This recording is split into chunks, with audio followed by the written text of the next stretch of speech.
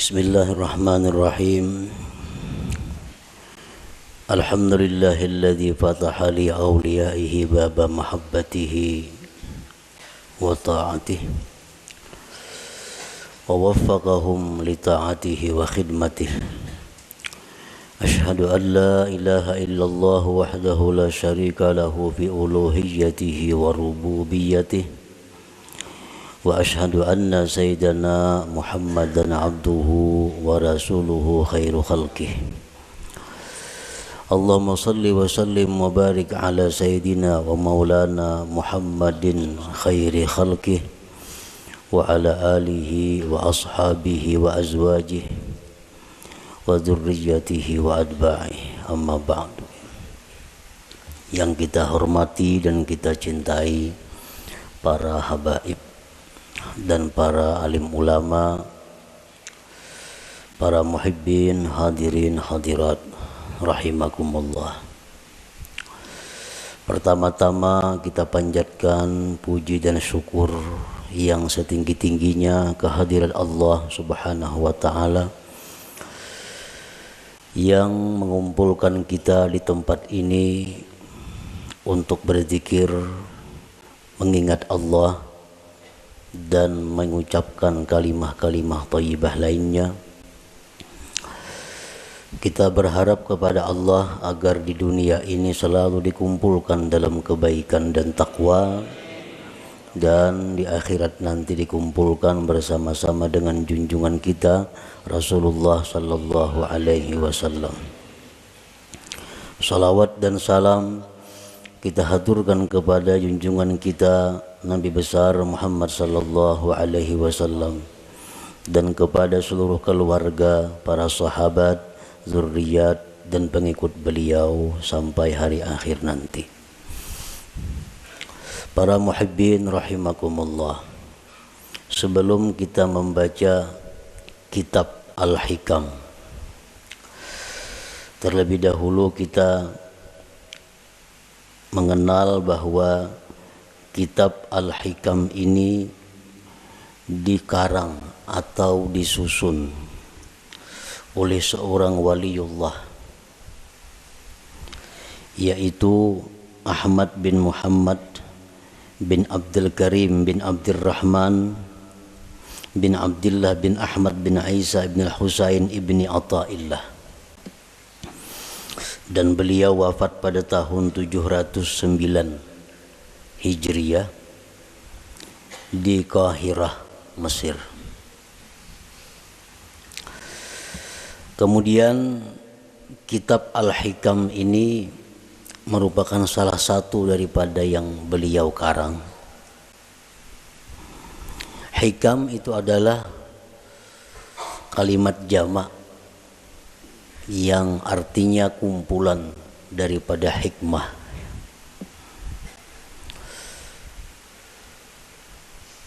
Syekh Muhammad Hayat As-Sindi mengatakan bahwa di dalam hikam itu ada 264 hikmah. 264 hikmah itu terkumpul di dalam satu kitab sehingga dinamai kitab itu adalah Al-Hikam. Nah, mengenai hitungan berapa hikmah yang ada di dalam kitab Al-Hikam itu bermacam-macam para ulama menghitungnya.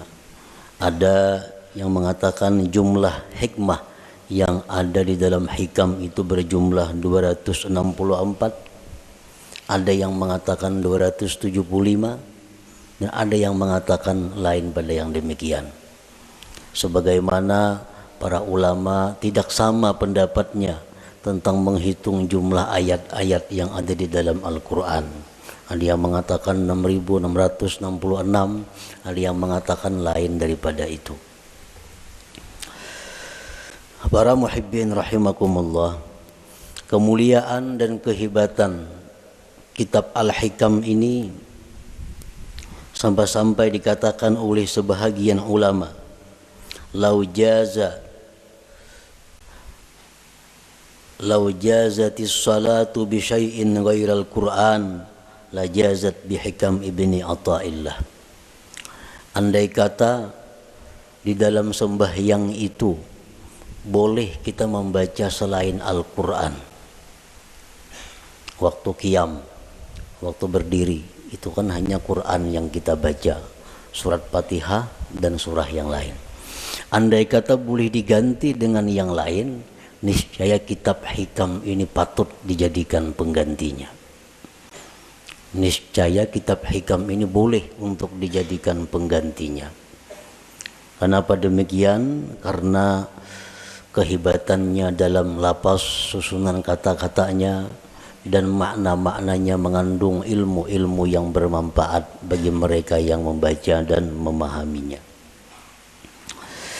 Para muhibbin rahimakumullah, kitab hikam itu satu matan yang banyak disyarahkan oleh para ulama. Berpuluh-puluh macam kitab syarah hikam. Intinya adalah menguraikan seluas-luasnya apa yang terkandung di dalam hikmah per hikmah yang ada di dalam kitab hikam itu. Nah, oleh karena itu di dalam kesempatan kita membaca kitab hikam ini, ulun kadang mengambil kepada satu kitab syarah hikam tertentu. Jadi artinya kita membaca matannya, kemudian kita ambil dari beberapa syarah-syarah yang ada yang telah dikarang oleh para ulama itu. Para muhibbin rahimakumullah, al-hikmatul ula, hikmah yang pertama di dalam kitab hikam,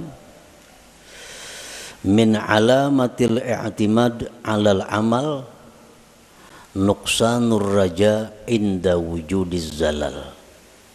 Nah, ini kalimat hikmah yang pertama di dalam kitab hikam itu.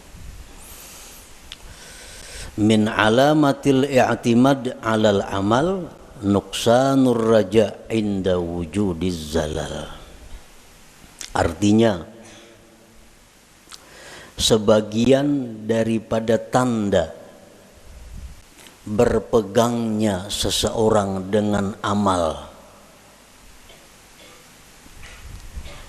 berkurangnya mengharap rahmat Allah ketika adanya kesalahan pada dirinya.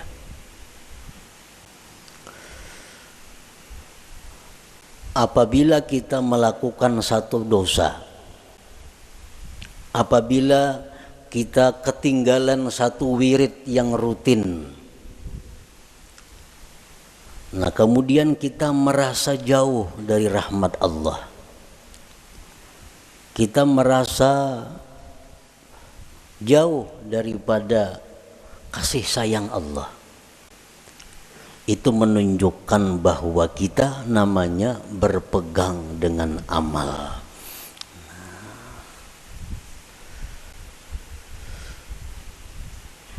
Orang-orang yang mulia, orang-orang yang sudah mengenal lebih jauh tentang Allah Subhanahu wa ta'ala, dalam keadaan apapun mereka itu tidak berkurang harapnya kepada Allah.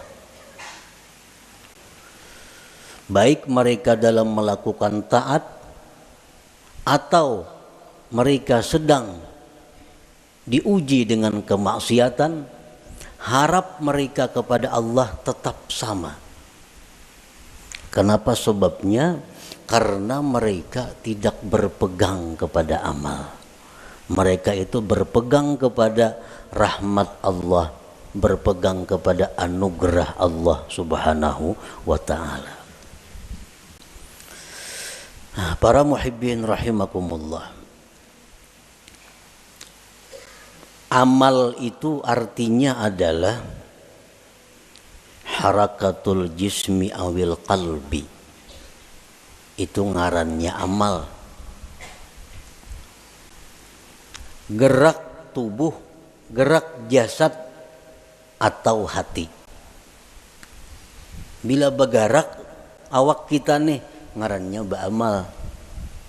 Nah, bila bergerak hati kita ngarannya ba'amal. Itu arti amal. Fa in taharraka bima fihi sawab summiya ta'atan. Wa in taharraka bima fihi al-iqab summiyat maksiatan. Apabila gerak badan kita atau gerak hati kita itu ada pahalanya, itu ngarannya taat. Apabila gerak badan atau hati kita itu mengakibatkan kita disiksa, ngarannya maksiat. Jadi maksiat itu beramal juga. Mau kuat badan itu beramal jar. Orangnya penjudi. Kawah jadi padahal kan pak amalnya. Karena amal itu artinya gerak badan atau gerak hati. Bila bapahala ngarannya taat, bila maksiat bilanya disiksa ngarannya maksiat. Itu arti amal. Nah, para muhibbin rahimakumullah, kemudian yang kita fokuskan perhatian kita adalah amal yang mendatangkan sawab, pahala atau taat. Kita tinggalkan amal yang mendatangkan siksa, yaitu maksiat. Nah, amal taat ini ada 3. Amal taat itu ada 3. Pertama ada amal syariat ngarannya. Yang kedua ada amal tarikat. Yang ketiga ada amal hakikat. Ini ketiga-tiganya adalah taat. Ketiga-tiganya adalah taat. Baik amal kita ini syariat, baik amal kita ini tarikat, atau amal kita itu hakikat, itu sama-sama mendatangkan pahala. Nah.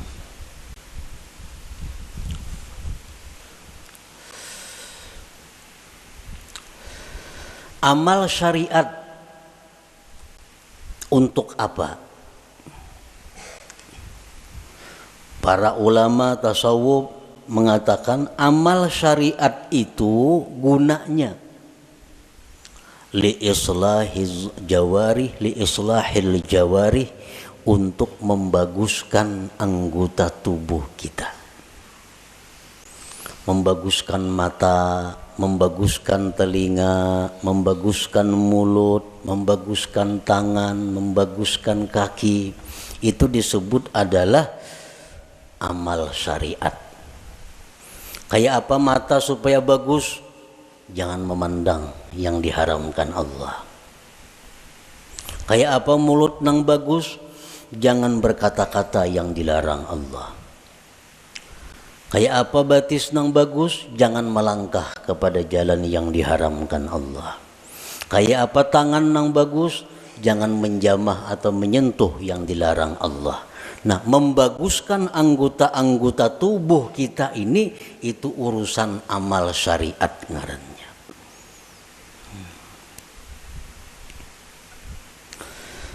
Wa amalut tariqah li islahil qulub. Sedangkan amal tarikat itu untuk membaguskan hati.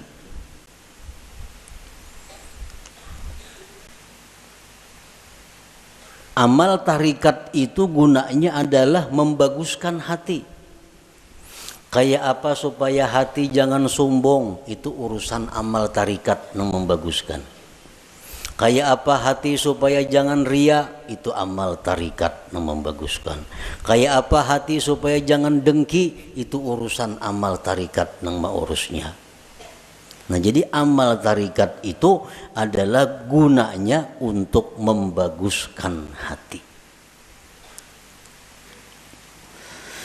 Wa amalul hakikah li islahil arwah, sedangkan amal hakikat itu untuk membaguskan arwah. Nah, membaguskan roh. Kayak apa roh kita ini supaya bagus? Roh nang bagus tuh nang kayak apa? Roh nang bagus tuh roh yang mengenal Allah. Roh yang bagus, roh yang mengenal Allah. Nah, kayak apa supaya roh kita ini bisa mengenal Allah? Itu urusan amal hakikat nang maaturnya, urusan amal hakikat nang menuntunnya kepada demikian itu. Nah, jadi kita 3 amal yang perlu kita laksanakan. 1, amal syariat supaya zahir tubuh kita ini bagus. Yang kedua, amal tarikat itu kemudian dilaksanakan supaya hati kita bagus. Dan yang ketiga, amal hakikat kita lakukan agar roh kita ini bagus. Nah, para muhibbin rahimakumullah, amal syariat fungsinya untuk membaguskan anggota tubuh.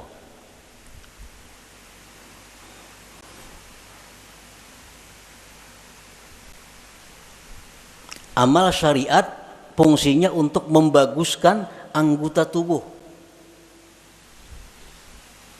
Apa inti daripada amal syariat itu? Amal syariat itu saling banyakkan. Tetapi kembali kepada 3 pokok. 3 pokok inilah yang disebut dengan amal syariat. Pertama, tobat. Nah, pertama tobat. Yang kedua, takwa. Yang ketiga, istiqamah. Nah, ini seluruh amal syariat kembali kepada 3 ini. Tobat, kemudian takwa, kemudian istiqamah. Nah, tobat artinya apa? Membersihkan diri daripada yang kotor-kotor. Membersihkan diri daripada maksiat-maksiat. Itu tobat. Dimandii, nah, mandi itu tobat karena. Imbah mandi hanyar dipakaiani. Nah, dipakaiani betapi, babaju, bakupia, bermacam-macam pakaian. Nah, itu adalah takwa. Nah, kayak apa supaya jangan lepas pakaian itu dari kita? Ngarannya istiqamah. Menbanu berselawar, menbanu betilanjang tuh ada istiqamah ngarannya. Istiqamah ini selalu berpakaian. Nah, artinya apa? Selalu menjunjung perintah Allah, menjauhi yang dilarang Allah dalam keadaan apapun. Itu istiqamah.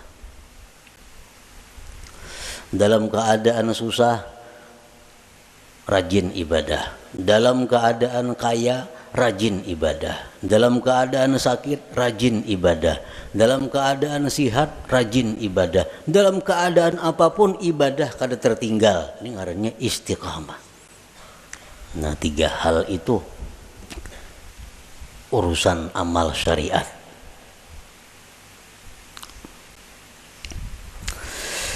Nah, kemudian amal tarikat. Banyak banget tarikat itu amalannya. Tetapi intinya kembali kepada 3. Supaya hati kita ini bagus. Pertama, ikhlas. Ikhlas. Yang kedua, sidik. Yang ketiga, tumakninah. Nah, ini intinya. Seluruh amal tarikat buliknya kenang 3 ini. Bila yang 3 ini bisa kita laksanakan, maka kita sudah mempunyai amal tarikat ngarannya. Berarti sudah punya hati yang bagus. Pertama, ikhlas. Nah, yang kedua, sidik. Setiap orang sidik pasti ikhlas. Orang ikhlas belum tentu sidik. Jadi sidik itu lebih tinggi kedudukannya daripada ikhlas.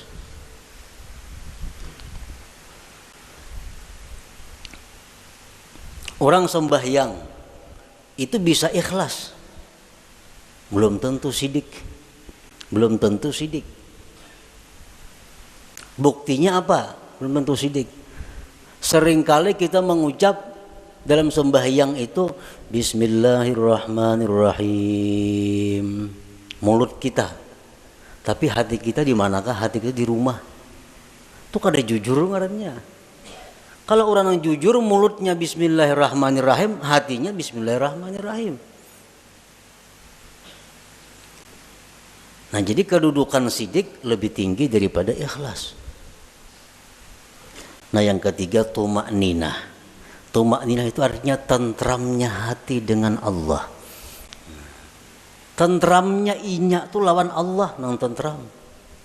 Lawan keluarga, anak, bini, laki, duit, harta, kekayaan, pangkat itu kadang membuat inya tentram. Tapi begitu mengingat Allah, hatinya tentram. Nah, ini tumakninah. Ini urusan tarikat. Urusan tarikat. Jadi kalau orang sudah lulus dalam tarikat itu pasti tentram dengan Allah. Alladzina amanu wa tatma'innu qulubuhum bi dzikrillah, ala bi dzikrillah tatma'innul qulub. Ini untuk orang tarikat. Nah, orang-orang yang beriman itu tentram hatinya dengan mengingat Allah. Nah, jadi kalau kita sudah bertarikat, lulus dalam tarikat itu, pasti kita tentramnya kita dengan Allah. Tak kumpul lawan siapa saja kadang membuat tentram. Tapi begitu kita ingat Allah, walaupun seorangan di hutan belantara, tetap tentram hatinya. Nah, ini sudah orang yang lulus dalam tarikah ngarannya. Nah, yang ketiga hakikat, amal hakikat. Hakikat tadi gunanya untuk membaiki roh. Roh yang baik itu roh yang kenal Allah. Nah, kayak apa roh kita ini supaya kenal Allah? Itu urusan amal hakikat, pekerjaan hakikat.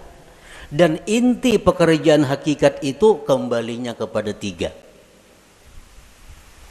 Pertama, murakabah. Nah, murakabah. Murakabah itu artinya merasa dirinya selalu diawasi oleh Allah. Nah, merasa ditilik oleh Allah. Merasa diperhatikan oleh Allah. Lalu kada wani berbuat hal-hal yang kada baik karena selalu diawasi oleh Allah. Nah, itu murakabah.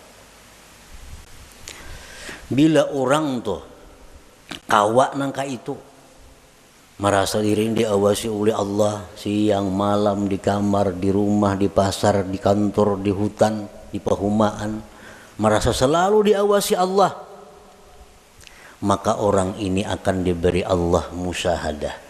Nah, musyahadah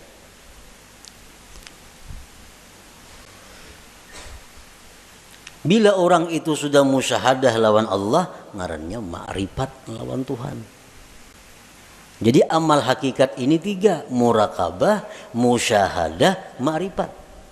Itu amal hakikat ngarannya.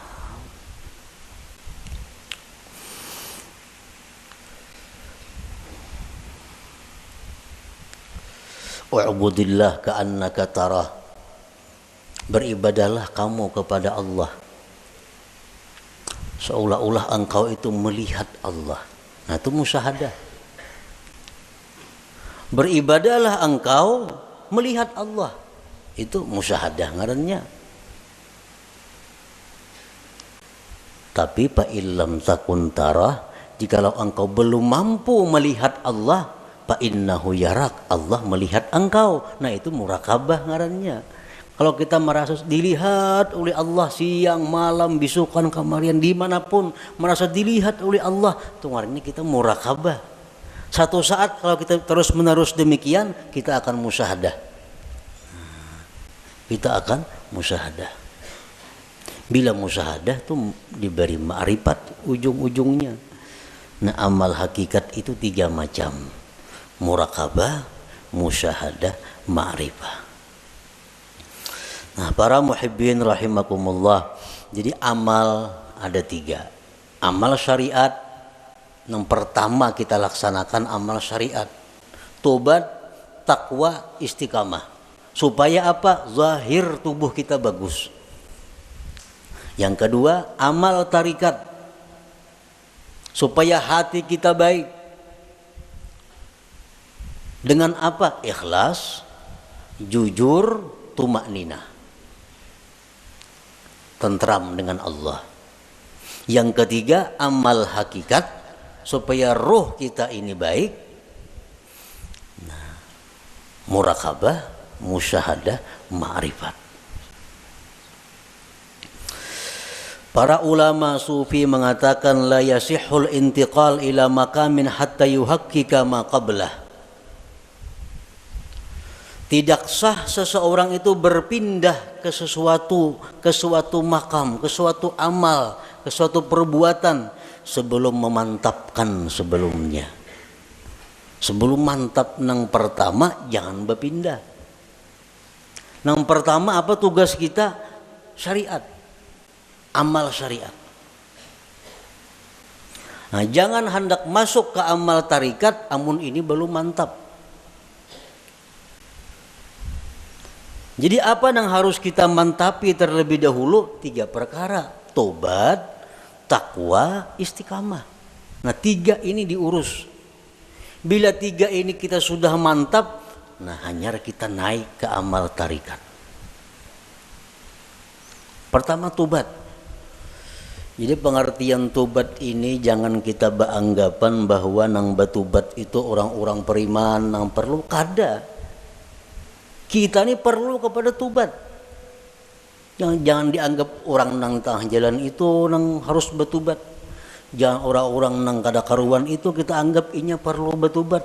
Sebenarnya kita sendiri mesti selalu tobat. Kita tiap hari mesti tobat. Kita merasa kadang-kadang orang aja yang perlu bertobat, seorang kada perlu asa baik.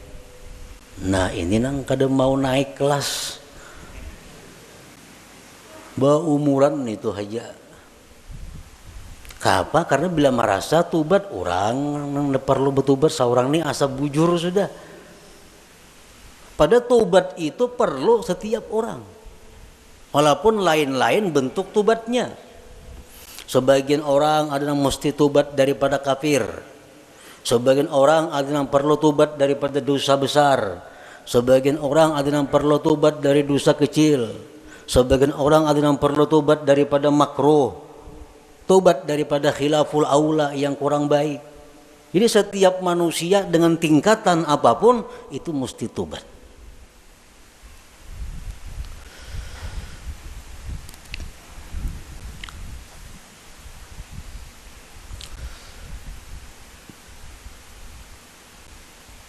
Nah kita sudahlah bertobat, sudah. Dulu minum arak, sekarang ampih. Dulu penjudi, sekarang ampih. Tobat. Dulu ketujuh riba, sekarang ampih. Tobat. Dahulu suka zina, sekarang ampih, sudah tobat. Nah cuma tahukah kita tobat kita itu diterima atau kada? Nah, karena orang nang ampih itu belum tentu diterima.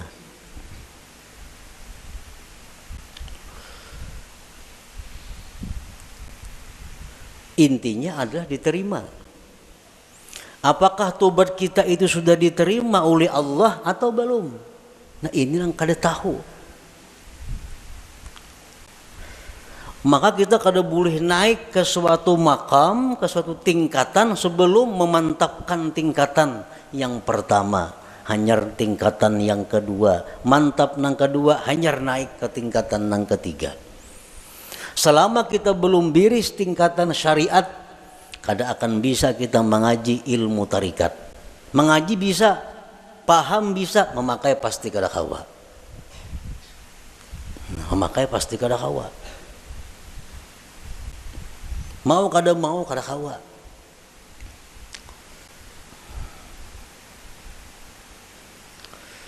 tarikat belum biris, belum matang, belum selesai, kada akan bisa naik kepada hakikat. Maka dengan hakikat itulah kita bisa dapat kepada ma'rifat. Nah, jadi diibaratkan itu ma'rifat itu satu mutiara. Nah, mutiara, andaknya mutiara itu di dalam ruangan nang halus, muat awak. Ruangannya muat awak. Ruangan nang halus ini andaknya di sebuah kamar. Nah, kamar kawah jorong boleh membaandam. Dan kamar itu andaknya dalam sebuah rumah. Nah, rumah ini mau naik sepeda motor kawah aja rumah. Nah, jadi kita kada bisa masuk ke rumah kalau kita masih banyak bawaan. Ada kawa. Kalau kita masih banyak bawaan kita ini masih berinting, sering banyakan bawaan. Kalau kita bakajal ke rumah kada kawa. Buangi nang kada perlu supaya kita kawa masuk ke rumah. Nah, motor ditinggal. Nang mana diisi motor, toko ditinggal. Kalau mau angkut toko ke rumah kada kawa. Nah, kios ditinggal, kabun ditinggal, kada muat rumah. Nah, jadi nang kau masuk ke rumah hanya barang-barang tertentu. Nah, artinya apa? Syariat itu laksana rumah. Begitu kita masuk syariat, banyak nang kita tinggalkan. Riba tinggalkan, permainan tinggalkan, zina tinggalkan, semua aja tinggalkan. Kawa tuh kita masuk ke rumah. Nah, sepeda motor kawa dibawa ke rumah, sepeda kawa dibawa ke rumah. Begitu kita hendak masuk kamar, nah, ngalih bawa sepeda motor ke kamar, ngalih bawa kendaraan ke kamar itu, pas ditinggal di luar kamar, bakal karasan kada kawa bahanjuran. Nah, sama halnya kita ini kalau hendak masuk kepada tarikat, buangi gawian-gawian yang lain-lain supaya kita muat berandak di situ. Nah, hendak masuk pulang ke hakikat, halus kamarnya muat awak, jam tangan gini dipacul kada kawa. Kacamata santok pacul juga. Nah, muat beti lanjang aja kawa lagi. Nah, hanyar kawa kita masuk ke kamar nah halus tuh untuk mengambil yang berharga yaitu mutiara atau ma'rifat itu. Nah, itu artinya kita kada kawa melangkah ke situ kalau sebelum matang nang pertama. Nah, syariat ini nang dibiriskan terlebih dahulu. Cara kita berjual beli, cara kita bergaul, cara kita makan, cara kita berpandir, cara kita berpakaian sesuaikan dengan syariat. Bila kada sesuai lawan syariat, hendak ke hakikat kada bisa. Jamin kada bisa. Napanya bisa? Pandirnya aja. Pandirnya aja bisa.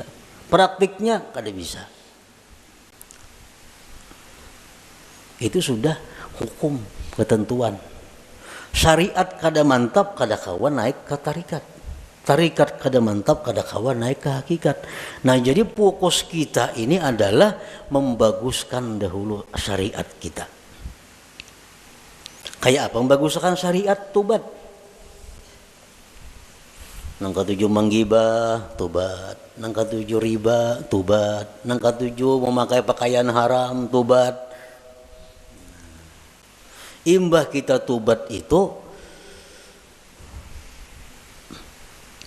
perlu diteliti, perlu dipikirkan. Tobatku ini diterima juga kah, kada kah? Selama kita belum ada ketentuan tobat ini diterima atau kada diterima, hati kita masih kada nyaman, hati kita masih kada tentram karena belum ada kepastian tobat atau kada tobat. Takwa, kemudian ibadah, sembahyang, puasa, segala macam. Takwa, istiqamah terus menerus seperti itu. Bila 3 macam ini kawa, nah ayo ya naik kita ke amal apa? Ke amal tarikat. Kita wajib mengusahakan syaratul kabul. Kita wajib mengusahakan syarat diterima tobat kita, diterima takwa kita, diterima istiqamah kita. Itu kita wajib mengusahakan persyaratannya supaya ini diterima oleh Allah. Sembahyang contohnya. Kayak apa sembahyang itu supaya diterima oleh Allah? Ada syarat-syaratnya. Yang pertama, supaya sembahyang itu diterima oleh Allah, syaratnya adalah ilmu. Aqullu man bighairi ilmin ya'malu amaluhu mardudatun la tuqbalu. Tiap-tiap orang yang bekerja beramal tanpa ilmu ditolak, tidak diterima. Jadi sembahyang kita ambil contoh amal syariat sembahyang contohnya, supaya sembahyang ini diterima Allah kayak apa? Satu, punya ilmu. Belajar bujur-bujur sembahyang tuh. Rukuk kayak apa, sujud kayak apa, amun masbuk kayak apa, kada salat membaca Fatihah kayak apa caranya. Nah, bujur-bujur belajar sembahyang supaya sembahyang kita diterima. Yang kedua, supaya diterima sembahyang itu ikhlas. Berhubung ini amal syariat, ikhlasnya pun ikhlas syariat. Ikhlas syariat yang kayak apa? Sembahyang mengharapkan surga, sembahyang karena takut lawan api neraka, ikhlas menurut syariat. Nah, sembahyang kita mudahan masuk surga dengan itu syariat bujur, ikhlas. Kenapa sembahyang? Takutan kalau pindah ke neraka mati, itu ikhlas dalam syariat. Jangan ada tujuan lain sembahyang. Contoh, kita ambil contoh sembahyang supaya dipuji orang, supaya dihormati orang, dimuliakan orang. Jangan ada sedikit pun dalam hati demikian. Ikhlas. Yang ketiga, syaratnya diterima itu sembahyang atau amal-amal ibadah lainnya, muwafaqatus syurut wal arkan wal adab. Sembahyang kita ini sesuai syarat. Penuhi syarat-syaratnya apa? Rukun-rukunnya apa? Adabnya apa? Orang nak sembahyang mesti berwudu, suci daripada hadas najis, menutup aurat, menghadap kiblat, masuk waktu. Nah, penuhi. Bersihin najis, sucikan hadas dengan wudu, tutup aurat, tunggu waktu sembahyang, bila masuk hanyar sembahyang. Nah, itu syaratnya sudah biris. Syaratnya biris, rukunnya, rukun sembahyang. Rukuk kayak apa, bacaan Fatihahnya kayak apa, sujudnya kayak apa, sesuaikan dengan aturan. Embah itu pulang adab. Walaupun sembahyang ini syaratnya cukup, rukun cukup, tapi kada beradab, itu bisa kada diterima.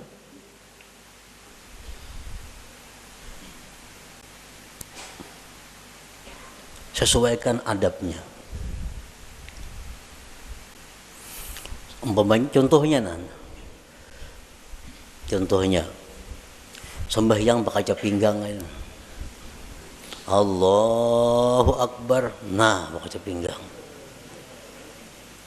Ini lawan syarat kada bertentangan, lawan rukun kada bertentangan, tapi adab bertentangan. Allah kada menerima sembahyang kayak ini. Harap tinggi Tuhan sembahyang kayak itu. Allahu Akbar. Nah,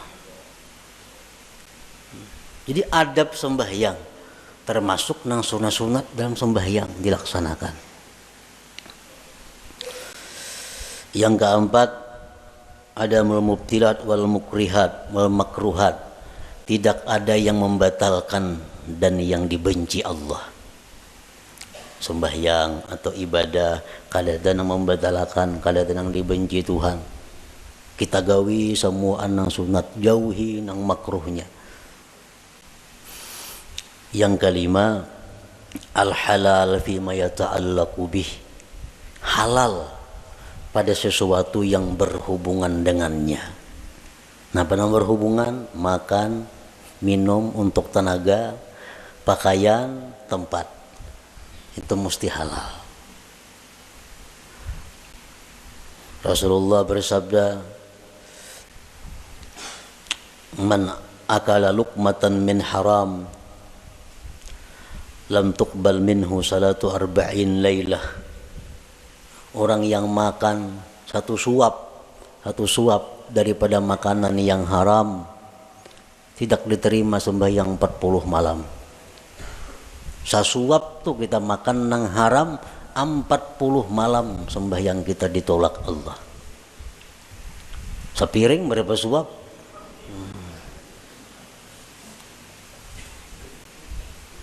Nah, ini urusan amal syariat.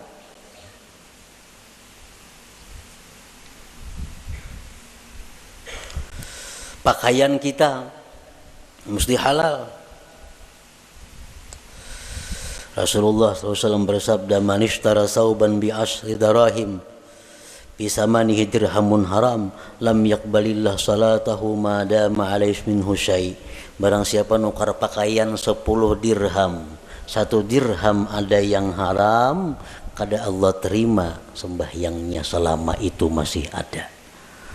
Nah, jadi kalau amal syariat ini kita biriskan dan kita usahakan syarat diterima oleh Allah, nah hanya kita melangkah ke amal hak tarikah, hanya ke amal tarikah. Para muhibbin rahimakumullah, Imam Ahmad ibnu Athaillah tadi mengatakan, termasuk tanda orang yang berpegang dengan amal, kurangnya berharap kepada Allah ketika terjadi maksiat pada dirinya. Nah, sekarang kita tadi beramal, tobat sudah kita laksanakan, syarat-syarat untuk diterima sudah kita laksanakan, takwa sekarang ini kita laksanakan, istiqamah kita laksanakan.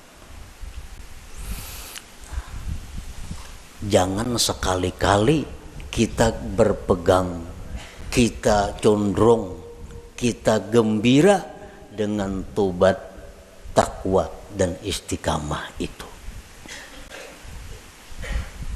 Jangan sekali-kali kita berpegang, jangan sekali-kali kita bersandar, jangan merasa gembira dengan tobat, takwa dan istiqamah tadi.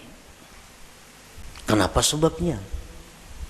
Karena takwa, tobat, istiqamah itu bagian amal syariat tuh, itu kada akan bisa memasukkan kita ke dalam surga. Ada perlu kita gembira dengan itu. Lalu apa nang kita gembirakan? Nang kita banggakan, nang kita gembirakan itu adalah rahmat Allah nang datang kepada kita, sehingga kita bisa tobat, bisa takwa, bisa istiqamah. Nah, rahmat Allahnya ini yang kita gembirakan, bukan takwanya. Nah, bila kita menggembirakan dengan takwa yang kita lakukan, ngarannya berpegang dengan amal. Bila orang berpegang lawan amal itu, lawan Tuhan turun naik. Bila banyak maksiat, asa jauh lawan Tuhan. Bila berbuat taat, asa parak lawan Tuhan. Padahal Tuhan tuh ada jauh berparak sebenarnya. Nah, di situ kelemahan tauhid kita. Kenapa kita bila berbuat maksiat, asa jauh lawan Tuhan? Berbuat taat, asa parak lawan Tuhan. Karena kita berpegang lawan amal. Jangan kita berpegang dengan rahmat Allah, apapun keadaan kita selalu dekat dengan Allah. Baik dalam maksiat kita dekat dengan Allah, waktu taat dekat lawan Allah, karena kita berpegang lawan Allahnya, bukan dengan amal kitanya. Nah, ini min alamatil i'timad 'alal amal nuqsanur raja inda wujudi zalal. Rasulullah SAW bersabda, la yadkhula ahadukumul jannah bi amalihi. Seseorang kamu, ujar Nabi, selamanya tidak akan bisa masuk surga dengan amalnya. Nah, buat apa kita berpegang lawan amal? Buat apa kita gembira dengan tobat, gembira dengan takwa, gembira dengan sembahyang? Nah, apa gembira akan? Itu kadang membawa ke surga, ujar Nabi kita. Qalu wala anta ya Rasulullah, Qala wala ana, aku pun ya Nabi, amalku kada bisa masukkan aku ke surga. Illa ayyatagammadani Allah birahmatih, kecuali Allah yang meliputkan aku dengan rahmatnya. Nah rahmatnya ini yang kita gembirakan. Oh kita gembira, kita suka tobat sebab Allah memberikan rahmat kepada aku. Bukan dengan tobatnya kita gembira, tapi dengan rahmat yang diberikan Allah kepada kita. Nah itu yang kita pegang. Bila kita memegang rahmat Allah, kita kada akan berubah dengan Allah dalam keadaan taat atau dalam keadaan maksiat. Nah inilah inti daripada yang dimaksud dalam hikmah yang pertama Imam Ahmad Ibnu Athaillah, min alamatil i'timad alal amal nuksanur raja inda wujudiz zalal. Tanda orang yang berpegang dengan amal, kurang berharap, rasa jauh bila mana dia maksiat kepada Allah, padahal kada boleh itu. Jadi kita dalam taat dekat dengan Tuhan. Kita waktu maksiat pun jangan merasa jauh lawan Tuhan, tetap dekat dengan Tuhan. Karena maksiat taat itu adalah bagian daripada amal. Amal kada perlu kita pegang. Yang kita pegang adalah Allah, rahmatnya dan anugerahnya.